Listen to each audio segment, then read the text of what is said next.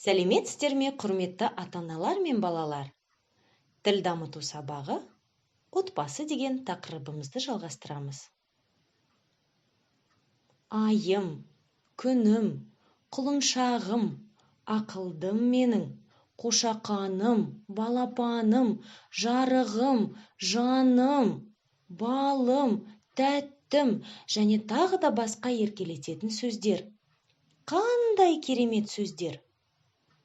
Балалар, осы сөздерді бізге кім айтады? Иә, бұл керемет сөздерді біз отбасымыздан естиміз.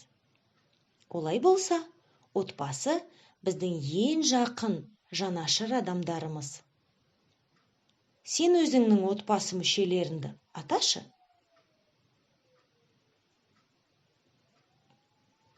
Ұл баладан жасы кіші қыз бала кім? Сіңлі, қарындас. Дұрыс, қарындас. Қыз баладан жасы кіші қыз бала кім? Сіңлі, қарындас. Дұрыс, сіңлі. Жұмыс дәптеріңде 52-ші бетті аш. 5-ші тапсырма. Отбасы туралы белгі сөздерді ата. Біріншіден, белгі сөздердің не екенін есімізге түсірейік.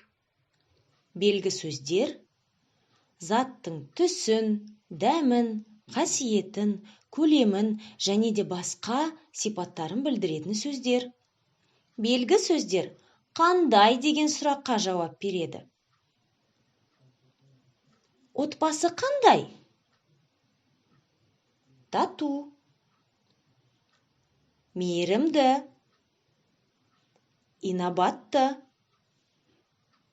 тәрбиелі, ақылды, үлгілі, көңілді, сыпайы, білімді, ақкөңіл, қолы ашық, үлкен.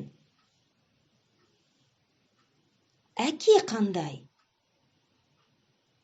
Мықты, қатал, ақылды, сабырлы, денелі, мейірімді, қайырымды, бауырмал, үлгілі.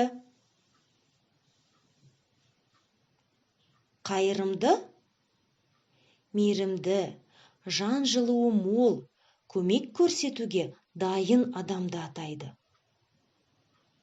Бауырмал, туыс адамдарды жақсы көретін, оларға мейірімді, жанашыр болатын, қамқорлық көрсететін адам. Ана қандай? Мейірімді, әдемі, сұлу, нәзік, ақылды, жанашыр, қамқоршыл, ұқыпты, инабатты, сыпайы, әдепті, тәрбиелі. Инабатты, әдепті, тәрбиелі, мәдениетті адамды айтады.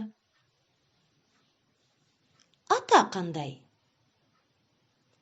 Кәрі, ақылды, дана, ақшашты. Әже қандай? Мейірімді, қамқоршыл, қайырымды, дана, сабырлы.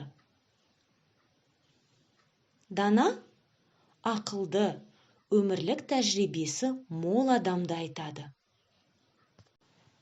6-шы тапсырма. Бір күні отбасы, пикник, ит, ауа райы, қала сырты, дәмді сөздерін қолданып әңгіме құрастыр. Үлкендер әңгіменді жазып алсын. Бұл тапсырманы орындау үшін суретке қара. Әңгіме қандай сөздерден басталады? Есіңе түсір. Бір күні, жаздың әдемі бір күнінде. Суретте не салынған? Отбасы. Отбасы мүшелерін атауға болады.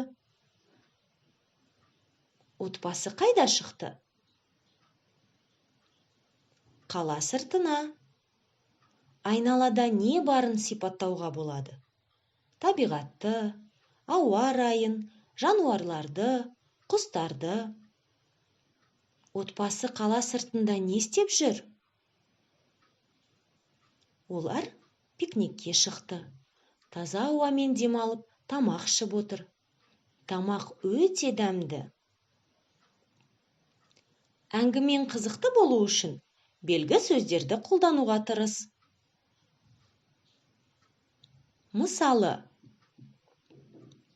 бір күні отбасы, әке, ана және олардың балалары қала сыртына демалуға шықты. Ауа райы керемет. Дала жап-жасыл. Құстар ән салады. Отбасы пикникке шықты. Олар өздерімен бірге итті алды. Ит далада жүгіріп жүр. Отбасы таза ауамен демалып, тамақ ішіп отыр. Тамақ өте дәмді. Мысалға қарап, өзің әңгіме құрастыр. Үлкендер сен құрастырған әңгіменді жазып алсын. Назарларыңызға рахмет.